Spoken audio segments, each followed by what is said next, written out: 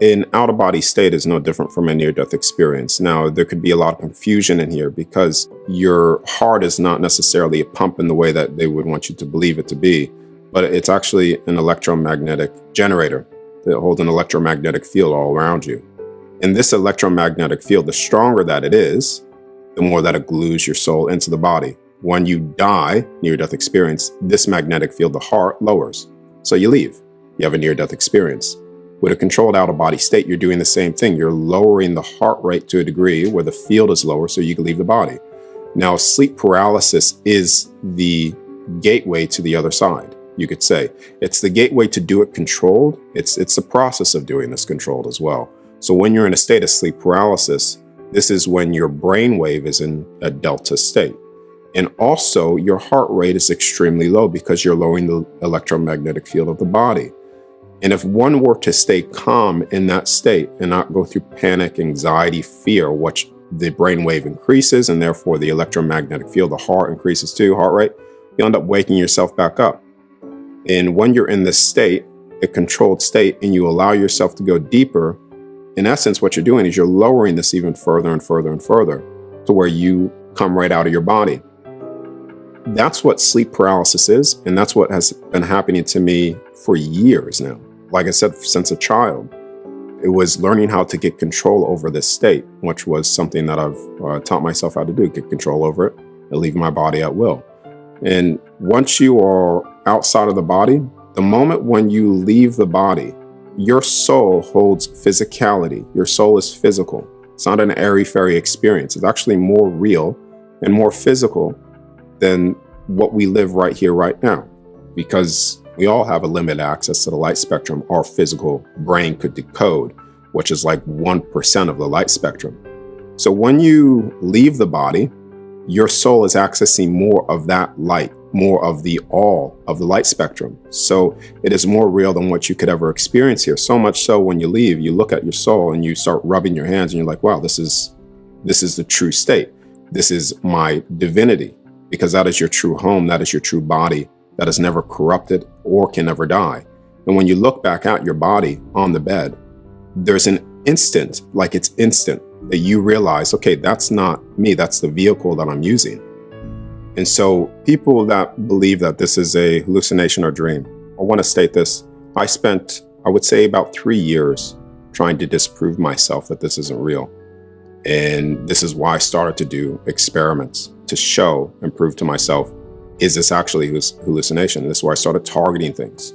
I started seeing people do things in real time, like seeing friends do things that I could never know unless I was physically there. Impossible for me to know, even to the exact things that they said, TV shows that they were watching.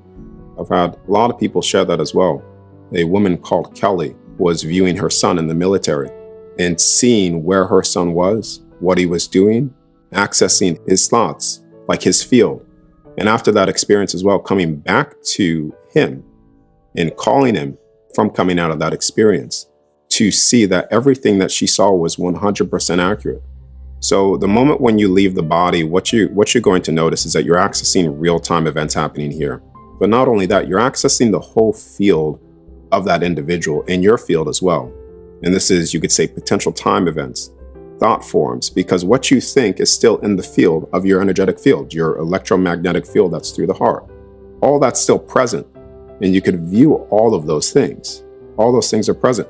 And you could accurately target things in real time to basically prove to yourself that what you're seeing is real. You could write something on a whiteboard, 1 to 9, or a word or a number, whatever it is. And you could come out of your body, accurately see that, and then come back, call the person who's done it, and then you could see that everything that you're seeing is accurate. Like I said, I've done this for myself 5 days straight in a row, and I've done it in a group setting, and it's been very, very accurate because you're accessing what's actually here. You're seeing the truth.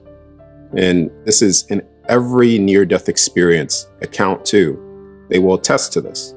When they die, whether if it's in a hospital bed, when they come out of their body, they're viewing the whole scene of their death. They're viewing everything. They could see their loved ones. They could see the operating table. And as I stated in the beginning, the out-of-body state is no different because you're doing the same process. You are observing all of that as well, wherever you are. And you can access a lot more too. So it's not a hallucination of the mind. These are things that science or powers that be would want people to believe because they want to disconnect you from your true state. Because once you realize that your soul, who you actually are, your true essence of who you are, it changes your whole life forever. It changes every single soul. Every single near-death experience person has always been changed from that experience. They never return back to that docile state because they know. There's a difference between believing. A lot of people listening to this, they may believe what I'm saying. They have a belief in it. And until they experience it themselves, it becomes an absolute knowing. You realize that the things that you do here do matter.